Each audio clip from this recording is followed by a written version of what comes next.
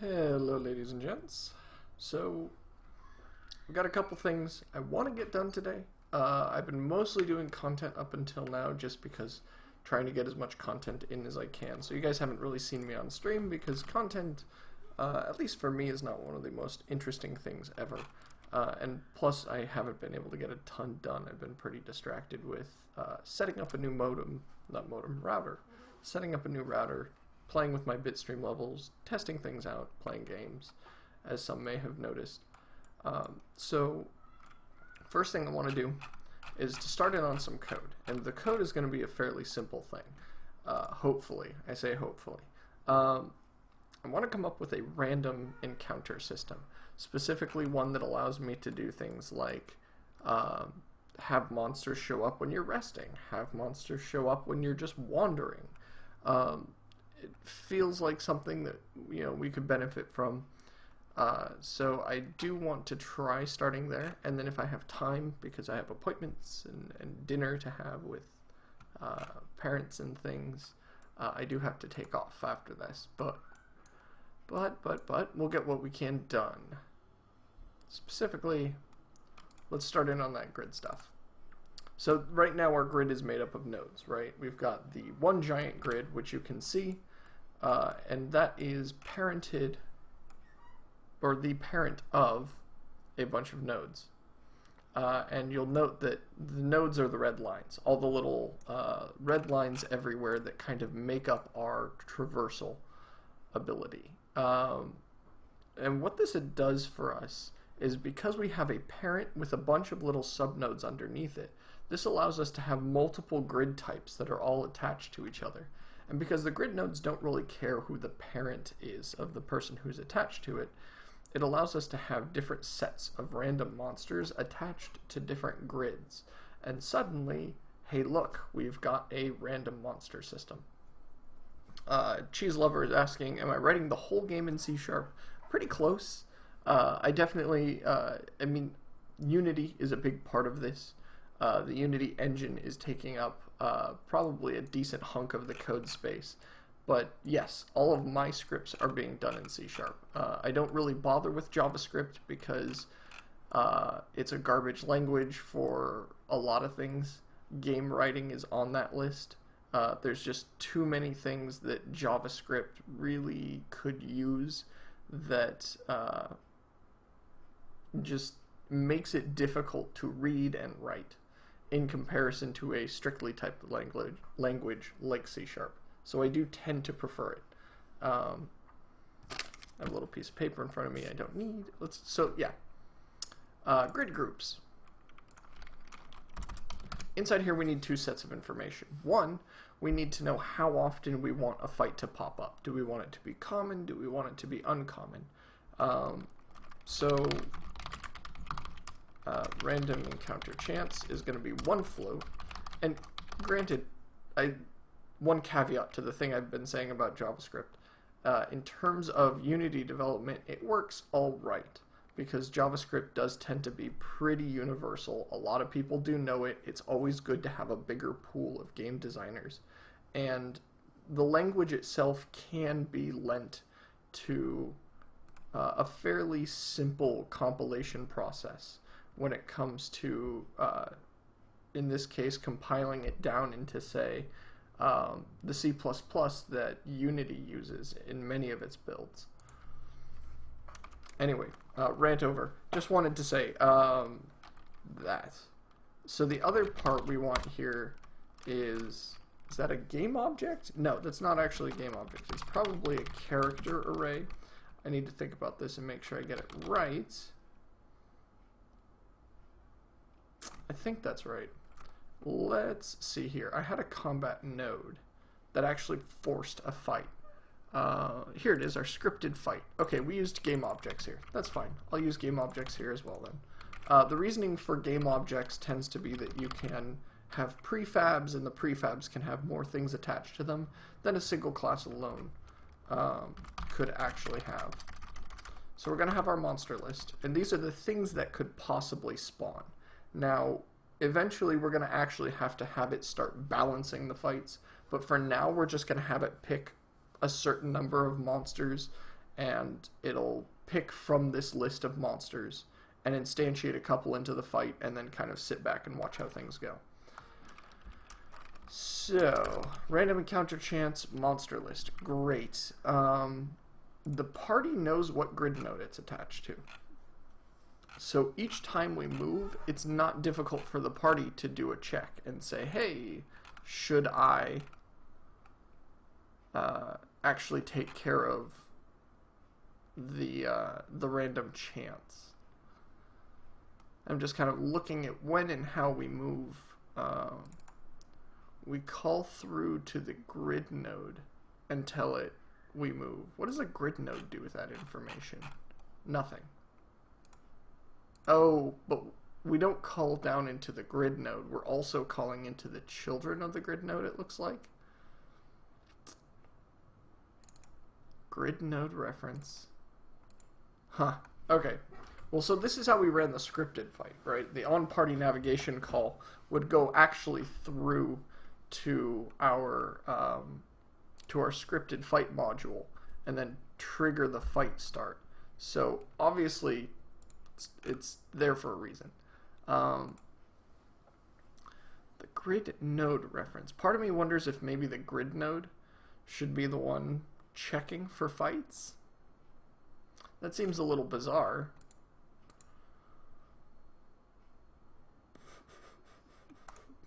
But is that a bad thing, so to speak? Because if the grid nodes are the one... Okay, so the downside would be if the grid nodes are the one triggering fights, it would be difficult to turn off the fights in a certain area. It'd actually be near impossible. So I'm kind of tempted to put that information here in the party instead.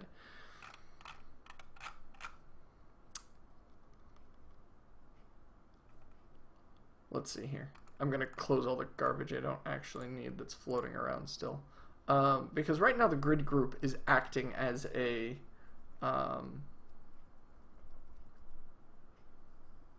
right now it's just acting as an information holder, which for Unity is a decent way to do this. It's obviously not the best thing in the world, but it handles it well enough. The question is this a better place to put it, or is the party really the best place to put it? This is one of those architecture things where, say I want to have a cinematic moment in the game, and I don't want monsters to mess this up by showing up. Where I would put the flag to say, don't show monsters, this is one of those places where I'd be tempted to either have the grid node or grid group take care of it and then put a flag inside the party that says, why don't we skip all this craziness? That would be, I think, the easiest way to do this. Alright. If you can't tell, I didn't really plan this a ton. I had some ideas of what I wanted to do, but I didn't really plan out the architecture beforehand, and sometimes I wonder if I should, because there's definitely enough work here to keep me busy without architecturing on top of things. But at the same time, I kind of assume that some of you find the architectural side of this interesting. Otherwise, you wouldn't be here watching me program. So if the input's enabled, great. We know we can move. On top of that, for now, grid nodes are part of the information list. They're part of the group that gets sent this on-party navigation. So what I'm going to do is we're going to say when the party navigates, we are going to do the following. Let's see. Quick question. Who are we sending this grid node reference to? The possible node. Okay, cool. So we're sending it to the new node. So it's essentially wherever we land, that's where we have a chance of spawning a monster. Sorry. Blech, words. Alright, so we need to do a few things. We need to grab our parent, because we know the parent has the information we want.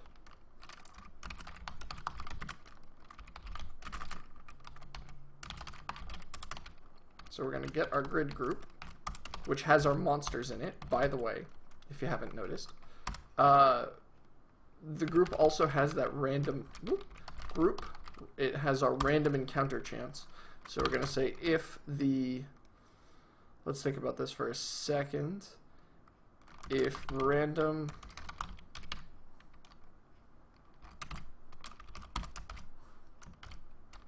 there we go. So if this random range that goes from, I'm going to say 0 to 1,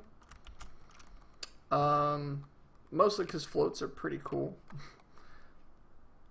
Although that does look like a integer thing. Okay, so I need to make these floats to ensure that that doesn't mess with us.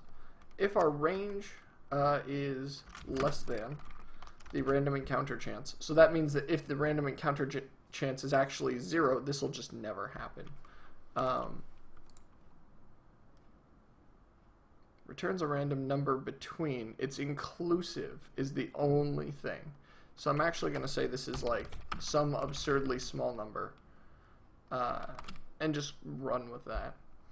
And I'll use an equal to, just in case.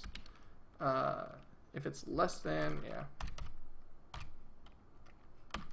So I'm adding teensy little modifiers on here to ensure that whatever happens, if I say I want 100% chance of monsters showing up on a certain grid, I want 100%. I don't want a 1 in 99 that something happens a certain way, so the player saves, walks forward. Each time they hit a fight, they quick reload, and then keep taking that step forward till that 1 in 100 hits again. Because if I want an area to be brutal, I'd like it to stay brutal. Is this necessary? Not particularly. In fact, I'm going to remove it from this end now that I think about it, because I have an equal to. So as long as I put 1 should be equal to 1, right? This shouldn't be a problem. So if we should spawn monsters, we need to figure out how many and what. So we need to kind of design our encounter in here. And that shouldn't be too difficult, considering we have a scripted fight that already happens. It already understands the bits and pieces of it. So let's see. What this does is it actually just instantiates everything it has. Because a scripted fight, aside from being scripted, also has all that extra information encoded in it, and we want to make sure it happens every time. This will pick a random number of monsters and then kind of go with that. So our monster count for now is going to be a random number. You'll note a lot of my starting information is actually going to be random, if only because I haven't done any of the design work on the combat in terms of numbers and how I want this to work. The big thing here is mostly just that once I start designing multiple monster types and multiple monster sets, I'll start encoding information in the monsters, and then we can use that to design an encounter. So say somebody is a challenge rating 1, and we get a maximum of challenge rating 6, and it's cumulative. So if I have 6 challenge rating 1 monsters, we're done. If I want 3 challenge rating 2 monsters, that's also an equal-ish fight. Obviously, the fights are going to differ, but they'll still contractually, in terms of the math, hopefully be about the same difficulty. Now, obviously, we're going to have things like combos that hurt a little more than, other sets of monsters, things like that. But for now, I'm just going to assume all the monsters are the same strength. So I'm picking a random set of monsters, and I'm just going to throw them into the fight and just kind of see how they do. Let's see here. On party navigation. So we happen to pass across the party as one of the objects when we navigate. So first off, we only should do this if we actually get into a fight, but we grab the party, we tell it, hey, we're starting a fight, and by the way, the monsters are X. And we have to do all the placement of the monsters. I actually don't like that I have to do the placement of the monsters. I need to unify that somewhere. But for now, don't care. If this and the monster, the group monster list length is greater than 0, right? We want to make sure there are monsters to instantiate, otherwise bad things happen. So here's our monster.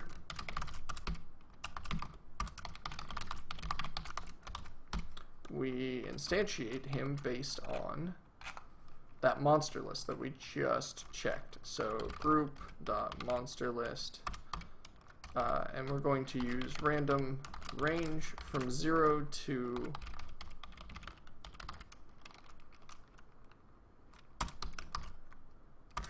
the length. That is so weird. So the float version is inclusive, but the int version has an exclusive maximum. Bizarre, but I can handle it. There's a monster. Obviously, looks like we put our monsters into a list.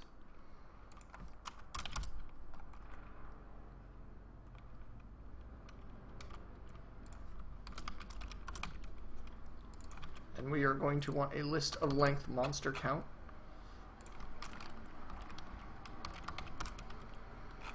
There we go. I'm just kind of flipping back and forth between the scripted fight and the grid node fight because these are going to be very similar.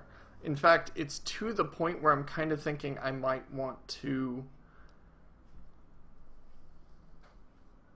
think about this for another moment and then maybe see if I could slap this information into something like a function inside the combat UI script. Something like that, because that really feels like the best way to handle this.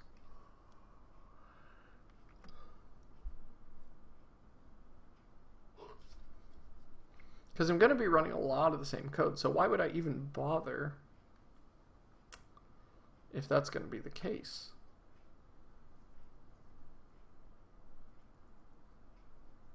Yeah, why don't we do that? Sorry, didn't mean to clamp. I know that can come across the mic a little loudly. So, we've got the party starting the fight.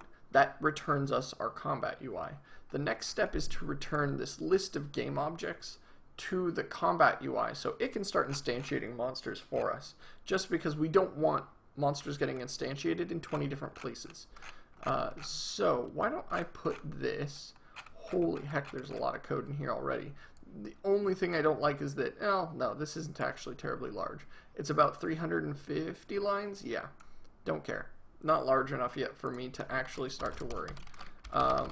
What I am going to do is we're going to add a function here called add monsters to fight, and this is going to be some kind of IEnumerable of probably game objects.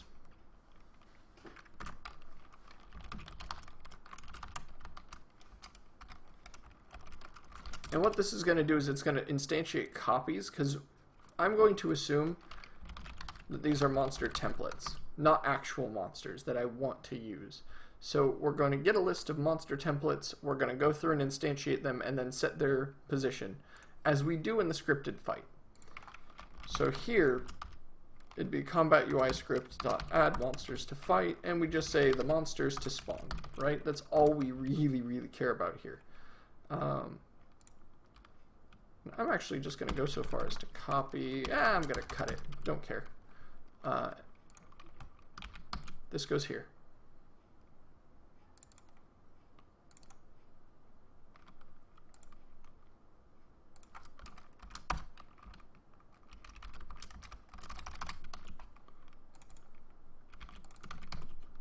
All right, so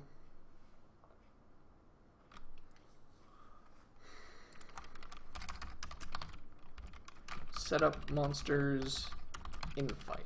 Better word, because I don't want to use this later to try and add more monsters to a fight after the fight's already started. That, or we could call it add monsters to fight. I actually kind of like this better. We call it add monsters to fight, but what we're really going to do here is say, well, first off, where is that opponent list? This, you should auto-instantiate your own list. Nobody should be doing that for you. Secondly, once that's taken care of, we want to make sure that, there we go, we want to make sure that we're still adding things to our set. Is this going to be a list or an array? Probably an array of game objects. So there's our templates in an array. Great.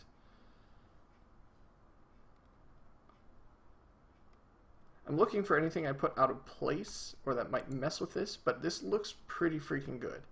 I'm going to have to test the scripted fight, make sure everything here works as expected. For now, I'm going to assume it does. And we're not actually going to do all this mumbo jumbo. Here's our game object array of monster templates. Here's our monster count. And we're going to say for each spot in the monster templates, actually I just use monster count here. our monster templates are going to be equal to random monsters from our list. That's all. So we have the group.monsterList random.range from 0 to group.monsterList.length.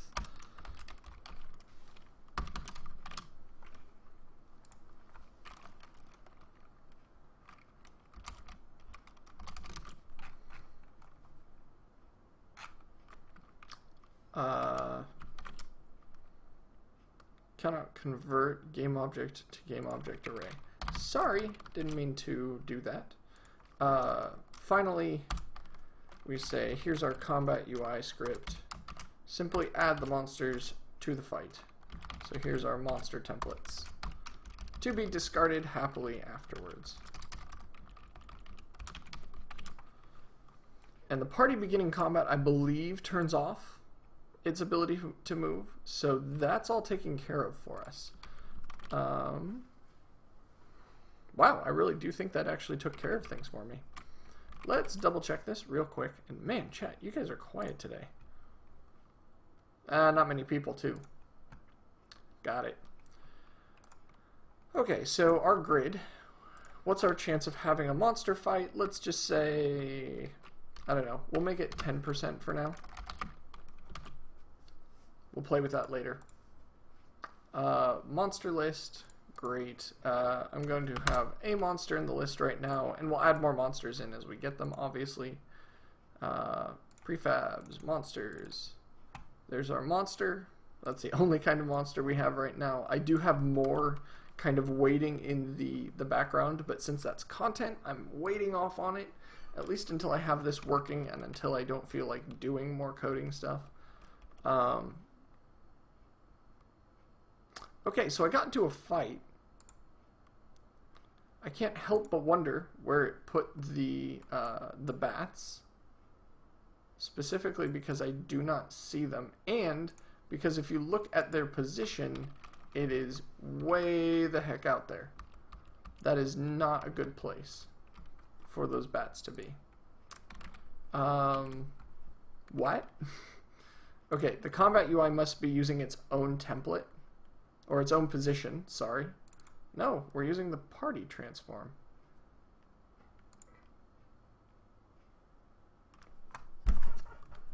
Oh, no. Here's the fight center. The fight center is not our transform. It actually is it's the nodes transform. Interesting.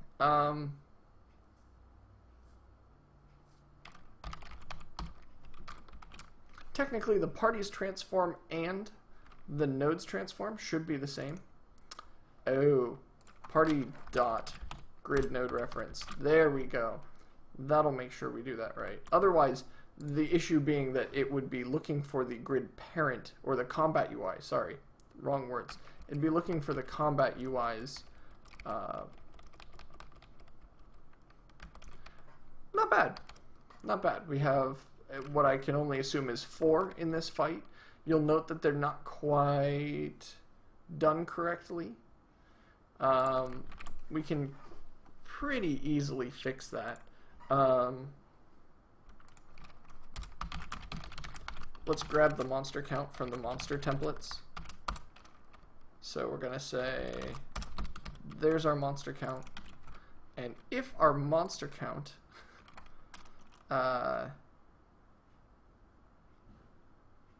let's see here.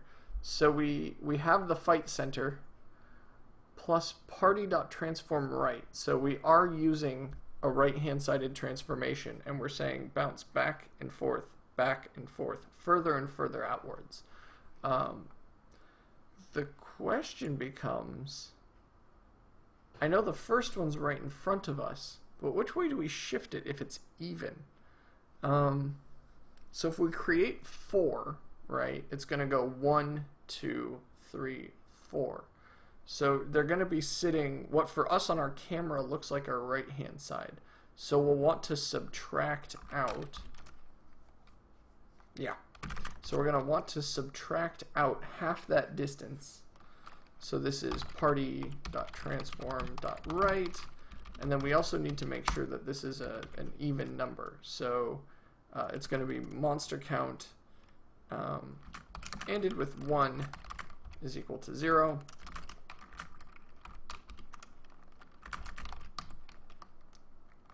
Otherwise, vector3.0. I think I did that right. Plus that times that, plus that times that, minus... Really? You want more in here? Alright, fine. How's that? And if I just want to make really certain I understand what's going on, that would be the best way to do it, probably. So let's see if we can get a fight with an even number of things, and if it looks correct now, or if I just mucked it up even more. Okay, aside from the fact that fights at an angle look silly. Okay, there's a fight with 3, not what I wanted. Come on, before my parties passes out. There we go. There's 4, and that looks nice. Good. I like quick fixes. They're nice, they're clean, they're little one-liner, maybe two-liner things. Alright, so we've added the monsters to the fight. We've got too much white space in our code, and things look decent. Is that really all I need for random fights? Let's take one of the random fights and then walk all the way through it. And you'll notice I'm kind of avoiding getting into a fight at funny angles. Mostly because... Okay, I'm going to rest a little, because seriously, the stamina on this rogue is pathetic. Okay. Let's just kill things. Cleric, Firebolt. Cast Mage, Firebolt. I can't help but note how long it takes for me to do the casting as opposed to the clicks necessary for the weapon attacks. I do need to fix that. I'd like to remove a click in the system somewhere, if possible. I think most of it is the fact that I'm coming up off the UI. So I'm clicking, see, these are all within UI, versus here I go Firebolt and it says pick a target and I have to go that one. Cast. So I have to go all the way back up and then all the way back down. So in terms of efficiency for clicking, especially for a player who's been doing this a lot, that's not terribly great.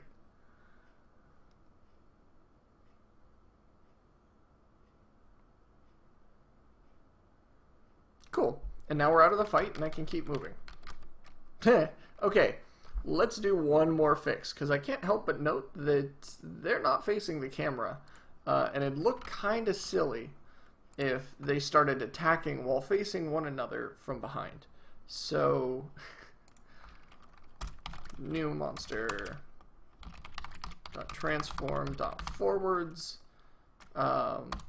Your forwards is going to be equal to the party's transform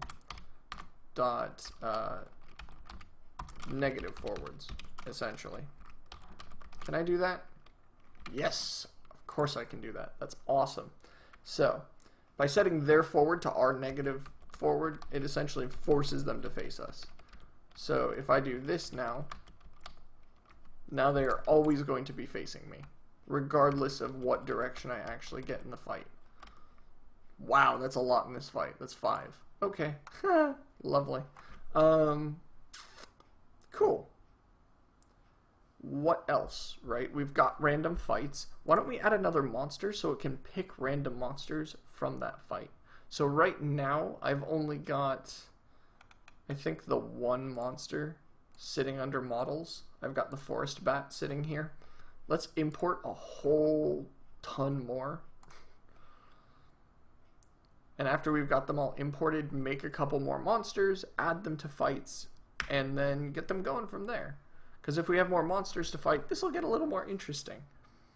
As opposed to right now, it's kind of eh. That is a lot of files, but it's also all the files I want. So let's just import them all. I'll end up probably doing some shuffling after the fact. Not the end of the world. In fact, you'll notice that pretty much all of my third-party stuff is living in its own asset folder. You know, I have the Fantasy House kit, which is what I use to make the little, like, terrible-looking shack in the world. Can I actually look at my game world while I do this? No, of course not. You'll also notice Object Grid 3D, which is a tool I use for putting down tiles in the game world, has its own folder. I might just make an imports folder eventually of all the tools I use and then just like shove everything into there just so that it's not quite so messy. Because I can't help but note that I've also got a bunch of other models sitting alongside the forest bat, and I'm not sure if that's the greatest thing. Because by the time everything's said and done, there should technically be a lot of 3D models sitting inside this game. So the question then becomes, well, why would I have all the models sitting in the folder and kind of jumbled up all next to each other, when it would be easier to either cut them up by the pack that I'm importing them from, or to slice them up by like their type. You know, I've got ground here. Why is forest bat its own thing when monsters should probably be their own thing in general? Okay. So, for the sake of cleanliness, how do we want to do this? I'm just going to drag this into here. I honestly think that's the easiest way to handle this. And you'll note it's taking its sweet time. Good old Unity. Unity is a fantastic tool. I don't know why I give it as much shit as I do. I really shouldn't give it so much crap. Also, I can't help but notice that I have a copy of the forest bat in here when that should be in there. Let's hope that didn't break anything. In fact, let's go so far as to even look at our monsters and make sure that this thing, okay, still looks good. Still looks like it's taken care of in terms of its combat information. So, can I just do that? No. That's not how I want to handle this. Okay, so first things first. Take a model, dump model into scene. Right? Simple stuff. So let's go with, I know there's a wolf in here. Wolves are like the most cliche, overly used, but still common enough that you're not quite sick of them kind of creature. Alright, we've got a purple wolf, a white, a gray, that's not really gray, but whatever, and a blue. Let's just go with, I don't know. I like the fact that the gray isn't a gray. I'm almost tempted to use it because of that. Let's go with the blue. I like the blue. So here's our wolf. Great. And we know it's got a bunch of bits and pieces attached to it. Is it not? What? I really hope that's not the bounding box attached to it. Otherwise, I'm going to be really curious why it's in that shape. Like, that might be the most... I don't think so. No, I think an oriented bounding box would still be more accurate. I really don't know what's going on there. Whatever. Let's look at our prefab. I'm just going to actually go so far as to drag this into our monster prefab folder so that we have a copy of it here, and so we can make changes to the base and make it look very similar to our... I actually can't help but notice that we also have... the animator is on the root node here. Oh, that's because we wanted this one flying. That's what we did. The fact that it's flying has caused us to change a lot of the information in here. Okay, got it. So we need a character, we want combat actions, and we want the combat animation controller attached to this thing. So one piece at a time, let's attach a character to it first. So we're going to add a script with the character information attached. Right, I can't drag this. Really? So little breaks the prefab sometimes, I can't help but laugh at it. I don't need to name it Forest Wolf, it's just going to be Wolf. And I'm just going to copy stats over, maybe increase the strength, drop the coordination a little, but otherwise keep the rest of the stats pretty mediocre and pathetic. And the reason we want to make these things pathetic, and for the most part able to not really defend themselves against the player, is mostly... I like how the rest are just 5s. Alright, cool. 5s it is. You actually have 4 5s. Your resolve is a little higher. The reason we make our enemies somewhat pathetic is because it's easier to tune more monsters than it is to tune less. For example, when I get into a fight, if it's a 1-to-1, A, the player always feels like they're evenly matched. B, when the player is evenly matched, if I make one little tune to the monster to bring them in line with the player, that is a more difficult tune than if I had, say, 4 monsters and I tuned them all even less and brought them into the right range, or I could tune them up too high and then remove one of the monsters from the group. You see that there's kind of more ways to control difficulty if you have more monsters, but they're underpowered in comparison, versus having, you know, even or less monsters. Those fights you have to be a little more careful of. Rant over. I should really keep just making the game. Here's our combat action. Move that up. Call it, let's see, bites, right? I think this is also bites. Great. So we're going to give it a nice, let's give it a really high hit bonus and then a really low damage. And our animation variable here is going to be attack bite, because I think this one's animator, and we can actually check this. We can check that the animator matches. So we have, oh, we have a bite, a claw, and a breath and spell. Sweet. So, okay, bite attack is the exact words bite attack. Okay, that's fine. So back in our scene, there is bite attack. And then we'll want to add another one here, because we can get clever. Move, yes, I know. And this one will be claws. And this will have, let's have bite not hit often, but have a big weapon damage attached to it. And let's make claw hit all the time, but not have a lot of damage attached to it. And if we look at our animator and look at the way that we get into our claw attack, is literally the words claw attack. So, claw attack. Great. So we've got a couple combat animations. Now I realize that I have no idea whether the combat actions are stored up in a character and we take care of picking a random one, or if we just kind of use the first one we find. So I'm going to look that up real quick-alike. Mostly that is a script. Probably a combat UI thing. Yes, that's nice. Combat UI. During our processing of combat, we get an available player. Okay. Sweet. No, we do. We handle multiple combat actions. That's perfect. That is exactly what I wanted. Okay. So we've got our 2 combat actions. We also need that combat animation controller, just so it knows how to take damage and die, those being fairly large pieces of the puzzle here. So on damage, oh right, we need to look up its animator stuff. So when it takes damage, take damage is called take damage. Makes me wonder if different people didn't work on different parts of this. Granted,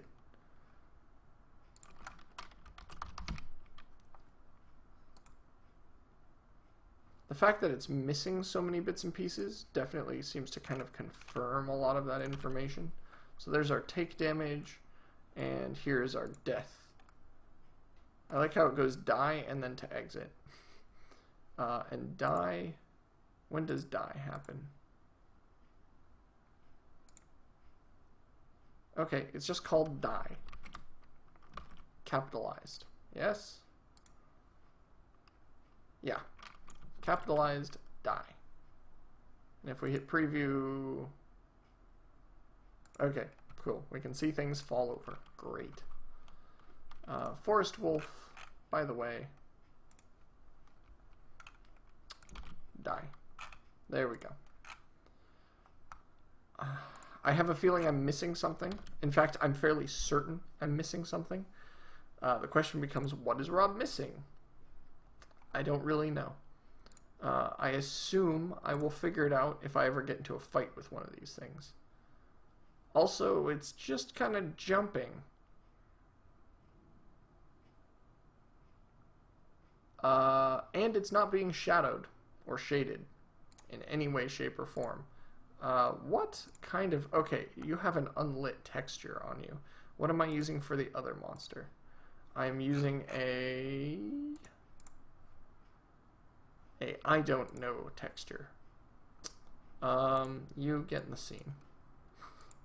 I need a copy of this thing just so I can see what... Okay, it's using the legacy diffuse. There we go. That's all I needed to know. You need to do the same. Specifically, here's your legacy diffuse. What? Oh, main color should not be black. That's dumb. Dumb that that is the default, but that is how it goes.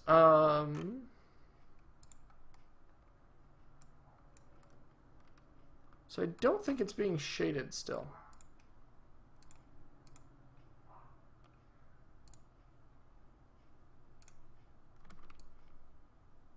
No, it is. It is being shaded. Very cool. I just did not notice because it was sitting under a tree. Yeah, what am I missing? I'm really curious now. Alright, well, we've got our prefab. Our prefab is now made, right? It's got all the information and all the bits of information that the other one has, so it shouldn't be too hard for us to say, here's our grid, here's our second kind of monster. You can hear the dog snoring away, or snorting away, I'm not really sure. No, he's awake and staring at me. Alright. I'm looking for a fight. Okay. The dogs are just jumping. Like, that's just their thing. Did I, like, turn that on in the animator? Maybe. I might have. That or someone might have left it on. Okay, state could not be found. Is their idle state differently named?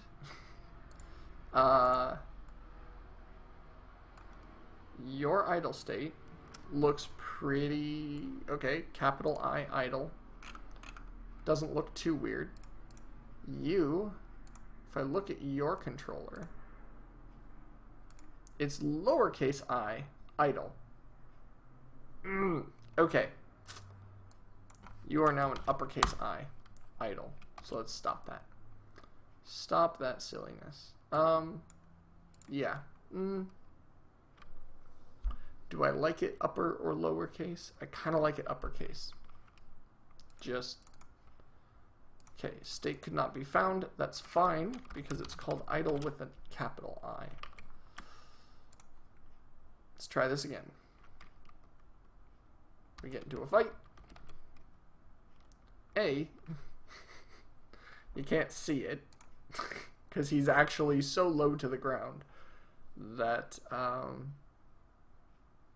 the UI obscures him, unfortunately. Gosh darn. Where's my camera? So if I increase my field of view, it brings everything into the scene. It also is going to start fish-eyeing as I go. There becomes a point where it becomes too much information to encode into a single camera direction. So that's one possible solution, right? We bring ourselves back to something like a 90-degree viewport. Now, the weird thing about 90-degree viewports is that they look kind of weird. It can be a little disorienting for people to get used to being able to see this much information on the screen at once, and you'll notice that things are getting distorted.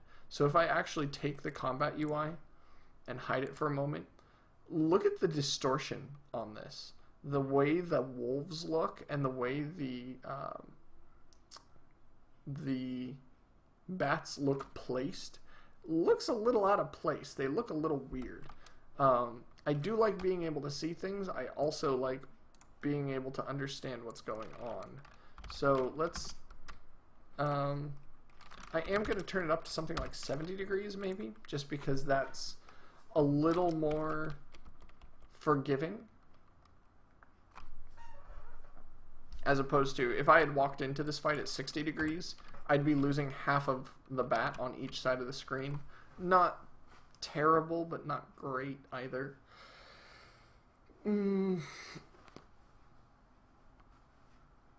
Okay. So I have a new problem, and that problem is mostly that the UI is too much. The UI itself is covering up the wolves whenever they get into a fight. I should get through a fight with some wolves just to make sure that they all work, because obviously if something's wrong with a wolf and I try and get into a fight with it right now, it'll be really obvious. There we go. There's lots of wolves. Great. Oh,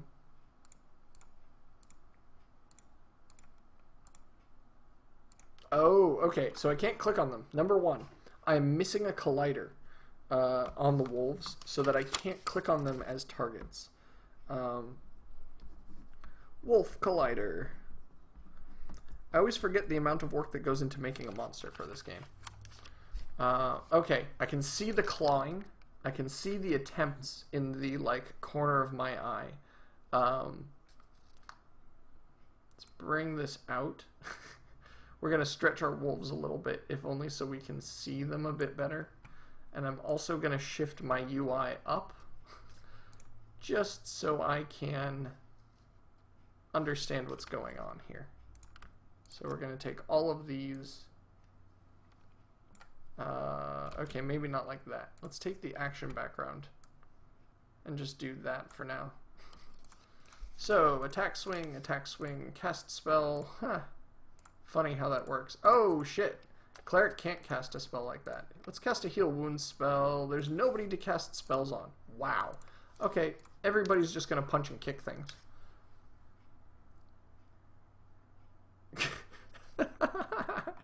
Okay, death is a looping animation, and it should not be. Okay.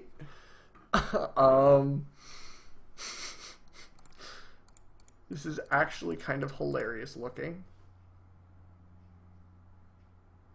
I do note that the wolves are taking damage normally. Oh god, we're gonna have just this whole line of constantly dying wolves. Oh lord. This is gonna be bizarre. Hey, all the monsters are dead. As they proceed to die forever and ever and ever. Sorry, I clicked off of Unity. They do tend to stand up pretty gracefully. I also thought that that was a one-way animation. I'm gonna nuke the wolves I don't care so much about, and look at the animator for this one wolf. Okay, so die is hitting the exit. Exit goes to entry. Entry goes to idle. He's still dead though. So it's just gonna loop here forever. I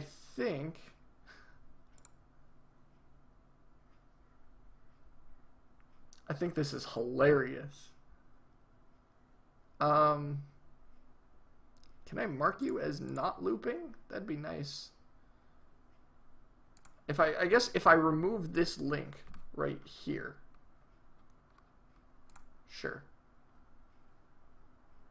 Okay, he sits in idle. And then we say, bang, you're dead. He then hits the ground and, okay, we're getting somewhere. At least he's just laying there instead of looping infinitely. That's a step in the right direction.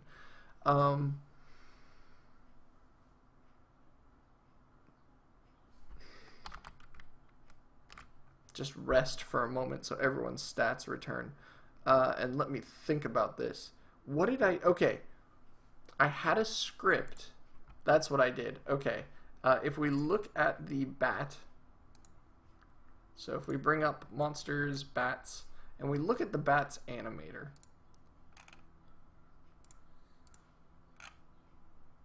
we'll see inside its controller. Dang it. Stop that, Unity. It's not what I wanted. In fact, let's close the animation tab just so nothing gets confused here.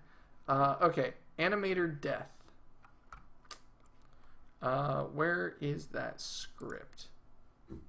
Okay, it's sitting in our scripts folder alongside everything else.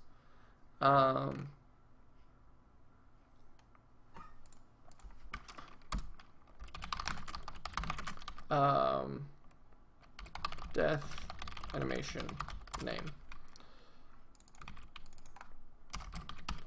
There we go. This will let us have different death animation names. It makes our lives a little easier here.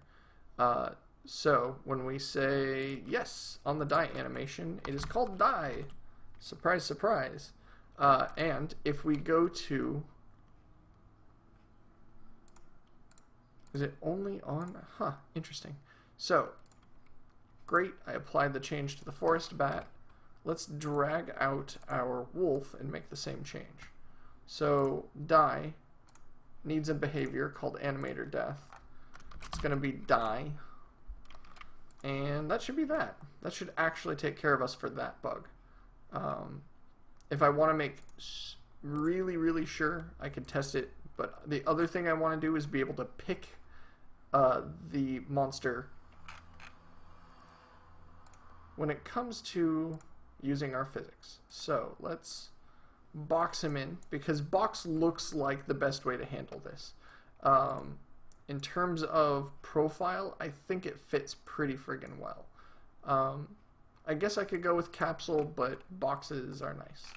So we are going to shift that up a little to center it on here, and then we just have to make sure that this sucker fits. Yeah, that looks pretty good. So that's actually not tall at all. That actually fits just right. The only other thing we want is to make sure we capture the whole thing. That's pretty friggin' close. If you click anywhere on this box, you're gonna get it. And that's from the angles where this will be at, it'll be pretty hard to miss. I actually don't like the box collider from this angle, so I'm gonna turn it off for a second and see if I can't do a better job with something like a capsule. And just out of more curiosity than anything else. Okay, we bring it up 0.5. We then say, sure, its radius is 0.5. Its height is, no. Oh wait, no, but direction, z-axis. So that actually is closer. You'll note we shave off some of this silly edge here. And if we turn it down to maybe a more reasonable number, that feels like if I click on this wolf, it's going to be a little more obvious. I'm trying to encapsulate essentially as much of the area of that wolf as possible, but not airspace. We want to try and minimize the amount of airspace inside of it. And I think that looks pretty good. Yeah, I'll take it, at least for now. If I don't like it, I can go back and fix it later. So let's kill us some more wolves. Okay, cool. We've got... Guys, they're coming after me. I don't know if you can hear the sirens, but they're there. Okay, so a wolf just fell over and died. Sweet. Mage punches wolf. Ugh, mage, what are you doing? You're a mage. Let's drag our combat UI up again, just so we can... I don't really care so much about the bat. We know the bat works. I don't really... Hey, look, it died. Plop. Okay, cool. We're able to hit the monster. We can hit it, and when it dies, it falls over and deletes itself. Great. We're going to have to come up with an effect for that eventually, some way to make it like dissolve or fall into the ground or do something a little more interesting. But for now, I think that's fairly decent. I also don't think this model needs to be up so high anymore. You'll note that we have a bunch of information, and then we've got the bat boosted upwards a certain amount, and that boosting is actually causing it to not fall all the way to the ground when it dies. So we actually should fix that while we're here, because we're going to need to, as a next step, fix the fact that the bat and wolf are both way too low to the ground, and the UI is actually getting in the way of that. So let's just copy this component, and I'm just going to paste that component into here with all of its given information, and then take everything under here, shift it here. Yes, I know that's going to break things. And then reapply that. Let's hope this works. Granted, I've got a backup copy of everything, so if anything goes wrong, we're not in bad shape.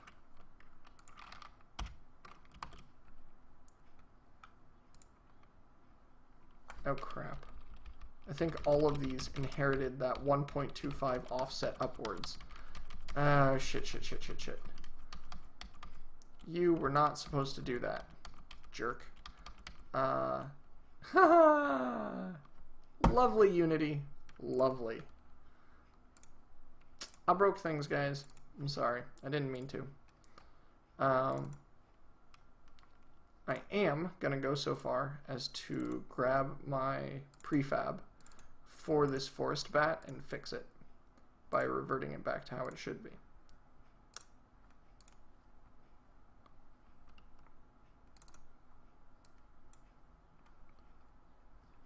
Alright, so we're back to node, model, and all kinds of other crazy offsets and things. First off, we set that to 0. Otherwise, this is going to mar everything we do down the line again. Animator, you are coming with me and going here. We apply that change. Now is where things get interesting. We attach all this here. We delete the model node. And then we reapply everything so that, if I can find it. Okay. I can't help but notice that this bat is incredibly low to the ground. Like literally touching the ground.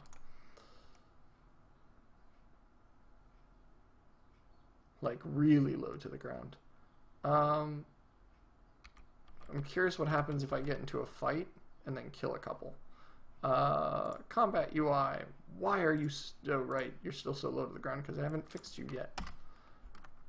Attack, swing, attack, swing, attack, swing, attack, swing. I'm just gonna punch things to death.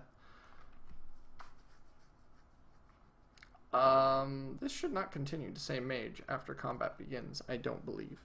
Okay, so yeah, they don't fall terribly far to the ground. You'll actually note that the bats, for one reason or another, are just really, really short.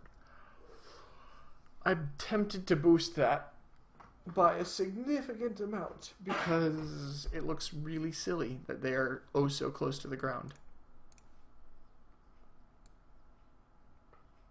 Like, look at that. They're practically as close to the ground as, say, this wolf is. That seems off. The bat is just like that close.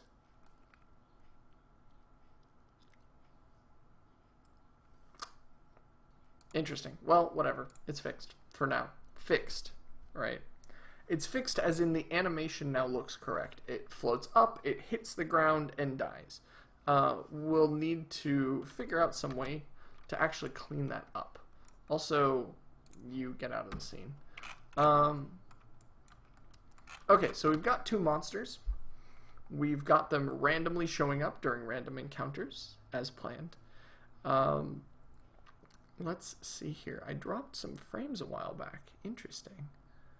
I'll have to look at the log and see when I dropped those, because that's somewhat concerning, honestly.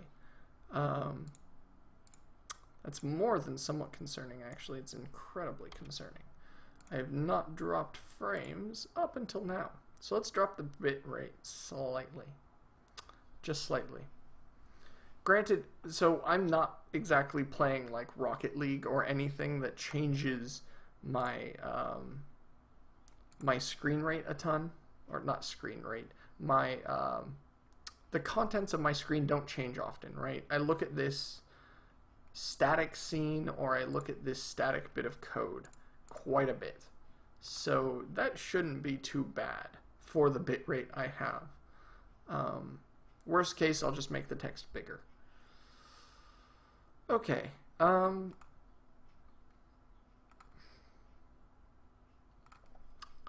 Let me think, and while I think, let me commit.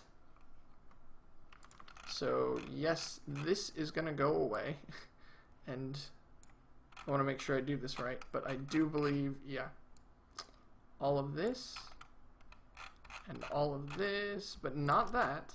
No skybox. Nice try. Doop, doop, doop, doop. You can hear the like crunchy noises of my mouse wheel. I do not have a quiet mouse wheel at all.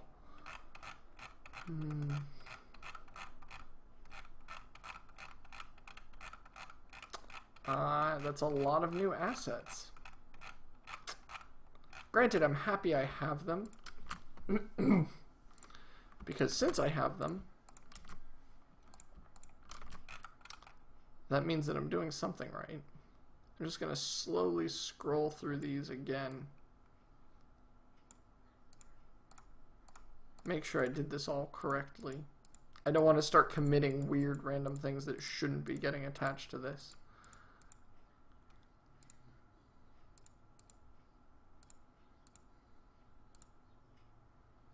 And they all have these effects that I need to start turning on and off as things happen too. That's another kind of thing on the list of things that needs to happen. Forest Bat, animations, Fantasy Dragon, good. Evil Mushroom, good.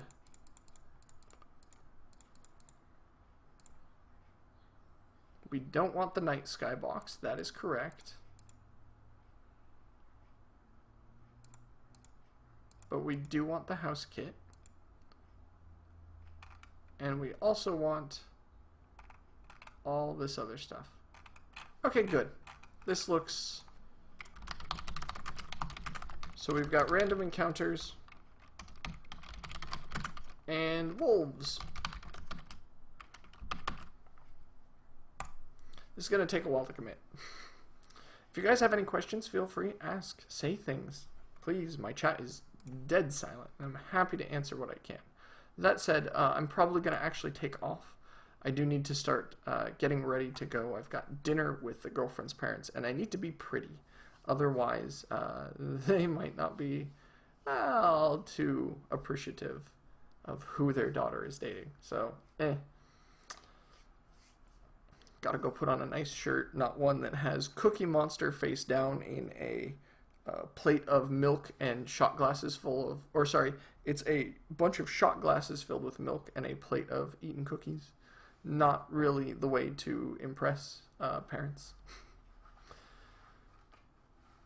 It's funny, you think you'd be done with that stuff when you hit your mid-20s, and yet, no, it never ends. Never ends. Not really seeing any more questions in chat, so I'm going to say thanks, guys, for joining me. If this is your first time seeing my stream and you really like what you see, even if you're sitting here quietly lurking, I will not hold it against you, especially if you hit that follow button that's down below. I appreciate all the support that you guys always give. Even on quiet days like this, it is always helpful to have a chat here, if only just so I know people are probably watching. And it motivates me to keep moving, even on days when my motivation is not exactly the most heroic of things. So thank you everybody for being here and watching, and hopefully I will see you guys again. My regular streaming hours, because my Saturday hours are kind of weird right now, my regular streaming hours is 8 to 9 in the morning Pacific Standard Time, Tuesday through Friday. Monday I actually have to get up an hour earlier, and I tend to do 7 a.m. to 8 a.m. But there is a regular schedule. I believe I have it in the description below the stream. So if you're curious or want to see this some more, that's one way to do it if you want to see it live. If you don't mind not seeing it live, or if you can't get there, don't worry. There are videos in the Twitch archive, and there's a YouTube channel linked in my description that has all of the streams that I've done up to this point. So if you want to start from the beginning and see just how the heck I got to this point, that's how you do it. So thanks guys. Cromany, thank you for the good luck, and I hope you guys all have a